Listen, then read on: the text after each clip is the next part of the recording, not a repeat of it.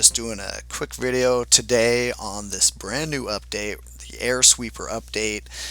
But in addition to the Air Sweeper, there's a whole bunch of other stuff going on with this update, which I think is really cool. Some cool improvements to gameplay and to war that I'm looking forward to that I never even thought of, but that I think are good ideas. So let's talk about those. We'll come to the Air Sweeper last. Let's talk about that last because that's the one we're going to spend a lot of time on, I have a feeling. So we'll start at the bottom of this list here. Uh, all the way at the bottom here. Fixed a very rare case where defense might target a troop at the edge of its range but not fire. I don't even know what that's talking about. But if it was very, very rare, we maybe never saw it. So, alright, you fixed it. Sweet. Good. Let's move on. Attacking troops will not start chasing defending troops as far away as they used to. Now, this could be a good thing and a bad thing. It can be a bad thing in the sense that it's going to be harder now, perhaps, if you're not luring, it could be harder to kill those clan castle troops when you're inside. If that's what you want your troops to do, then it could be a little bit harder. I have a feeling this is going to make it's going to make this easier for your melee troops to kill the clan castle as opposed to the ranged troops, especially your archer queen who already has such a long range and already seems like she's the last one to aggro on to clan castle troops or heroes. I think it is going to favor the melee troops even more than it used to as far as that goes. But flip side, this could also be a very good thing, because how many attacks have we seen completely ruined by, like, especially at like a Town Hall 10? For some reason, Town Hall 10 every time. And it's because they're maybe a little more heavily dependent on the P.E.K.K.A.s, which are a melee troop. They got their Barb King and they got their P.E.K.K.A.s in the core, and they're just about to start attacking that Town Hall, and some troops in another chamber trigger a skeleton trap. And so they aggro onto the skeleton trap and they leave the core. They walk away from that town hall they were just about to wreck to go to that stupid skeleton trap, and there goes the raid. I've seen that one a lot, quite frankly. So maybe this solves that problem a little bit and makes it so those skeleton traps just aren't so dang distracting to you P.E.K.K.A.s at Town Hall 10. We'll see.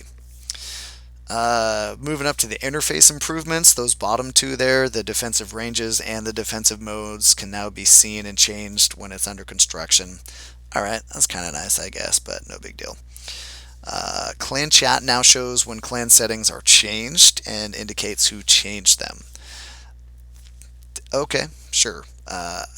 That's probably an issue in some unorganized clans that give co-leader to whoever asks for it. But not something I think any legit clan is going to be too worried about. As long as you guys are organized, that stuff's not that big of a deal. Not to me anyways. And then moving up again here, starting at Town Hall 5, a one-time name change will become available. So this was something I mentioned in a video a few days ago. I was a little bit worried about the lack of accountability. If people had the option to change their name, they could behave badly and they could disguise themselves as other people. It's probably not going to be as bad as I thought it was, since it's a one-time thing only. Still just kind of weird. I don't think it has any advantage to it other than stroking people's egos, but alright, if it's just the one-time change, I guess it's not going to be as bad as I thought it was. I thought it was going to make it too easy to disguise yourself and maybe spy on people or sneak into a clan and try to blow it up, but if it's a one-time thing, okay, not that big of a deal. So moving up to the Clan War Attack Army preview, this top section here. The thing that I'm really excited about here: be ready or be sorry. You can no longer end war attacks early without surrendering. So that means as soon as you hit that attack button and then you accept that attack, you're in. If you hit end attack after that, then you get 0% and you get 0 stars, your attack's over. that is going to solve ghosting. Ghosting, you can't ghost anymore. This is awesome. I love it. It's basically a really, really easy way to mod the base because it allows you to go in. For those of you who aren't aware of what ghosting was, ghosting is when on your mobile device you go in, you hit attack, and then you've got your 30-second scout time, right? While that's going on, you disconnect the Wi-Fi or whatever setting you turn off your Wi-Fi. So at that point, you are able to attack, but your phone or your iPad or whatever isn't actually sending that information out. Once you start dropping your troops, that doesn't reach the Supercell servers or however it works. So you're actually able to do like a little mini attack, or like half of an attack until it just shuts down on you, with no ramifications, no repercussions. You can see what's in the clan castle, you can see where the traps are, and that is totally cheating. It's modding without actually having to download the mod. And this update fixed that. It was such an easy fix after all. This was a brilliant fix. I really, really like that. Don't have to worry about ghosting anymore. Off the table. Glad to see it gone. Is next to here. Inspect your troops, clan troops, spells, heroes. Anything missed will be flagged red. That's really nice too. Uh, you know, Probably everybody has seen it.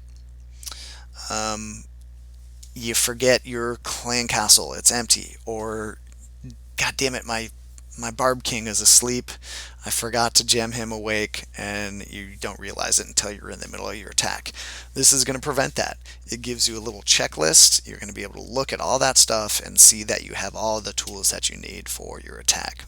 Really nice addition to this update. That's huge. Moving up into the clan bookmarks, I like this idea. I think it's pretty cool.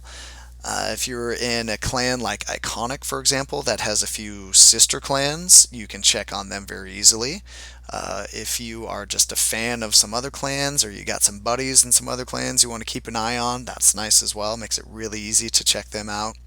And it's also nice for war. You can bookmark the opponent just right there from the war map, check in on them, look at their full roster, not just the members who are in the war itself.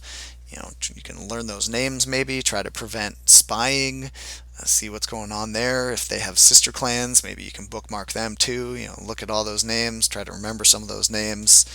Lots of ways that this can be used just for convenience, so I like that one as well. Okay, lastly, the air sweeper.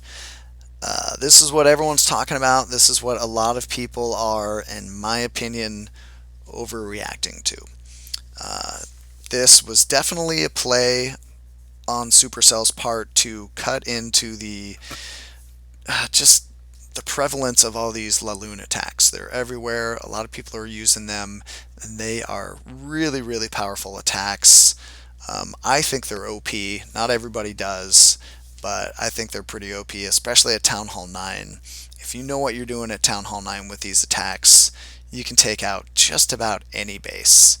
It's not like hogs, where you have to have a base that you can hog, or a go wee wee low, where the base has to be something you can do that, or go ho, or whatever.